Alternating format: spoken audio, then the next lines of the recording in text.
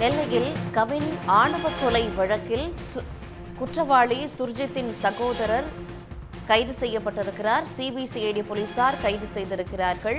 ஆணவ கொலை வழக்கில் சுர்ஜித்தின் சகோதரர் ஜெயபாலன் சிபிசிஐடி போலீசாரால் கைது செய்யப்பட்டிருக்கிறார். விவரங்களோடு செய்தியாளர் திரவிய சம்பத் இணைகிறார். திரவிய சம்பத், அவரை ஏன் கைது செய்திருக்காங்க? என்ன தொடர்பு? நெல்லை கேடிசி நகர் பகுதியில கடந்த ஜூலை 27ஆம் தேதி தூத்துக்குடி மாவட்டம் ஆறுமுகமங்கலத்தைச் சேர்ந்த மென்பொருள் பொறியாளர் கவின் என்பவர் ஆணவ படுகொலை செய்யப்பட்டார். இந்த கொலையை முற்றிலுமாக தனது அக்காவின் காதலை கைவிட வலியுறுத்தி தம்பியான சுர்ஜித் செய்திருக்கிறார். தொடர்ந்து இந்த வழக்கானது சிபிசிஐடி காவல்துறையினருக்கு மாற்றப்பட்டது. இந்த வழக்கில் முக்கிய குற்றவாளியாக சுர்ஜித் மற்றும் அவரது தந்தை சரவணன் கைது செய்யப்பட்டிருக்கிறார். தற்பொழுது அவர்கள் கடந்த 2 நாட்களுக்கு முன்பாக சிபிசிஐடி காவல்துறையினர் விசாரணைக்காக கஸ்டடி எடுத்து தொடர்ந்து தீவிரமாக விசாரணை நடைபெற்று வந்தது.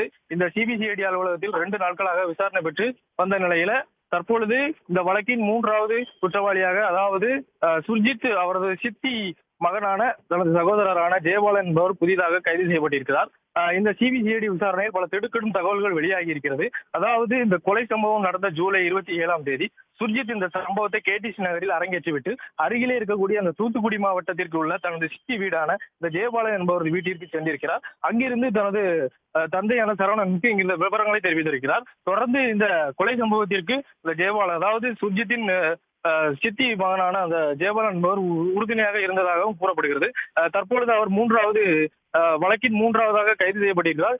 அவரையும் சிபிசிஐடி காவல்துறையினர் கைது செய்து தனது அலுவலகத்தில் வைத்து விசாரணை நடத்தி தற்பொழுது இந்த சிபிசிஐடி விசாரணையானது நிறைவு பெற்று நெல்லை அரசு மருத்துவமனைக்கு சுர்ஜித் மற்றும் அவரது தந்தை சரவணன் 3வதாக கைது செய்யப்பட்ட ஜெயபாலன் மூவரையும் காவல்துறையினர் சிறிது நேரத்திற்கு முன்னால் அழைத்து சென்றிருக்கின்றனர். தொடர்ந்து இதன் முழு விசாரணை முடிந்ததும் 3 பேரும் நெல்லை மாவட்ட வன்கொடுமை தடுப்பு நீதிமன்றத்தில் ஆஜர்படுத்தப்பட இருக்கின்றனர். விவரங்களுக்கு நன்றி சம்பத்.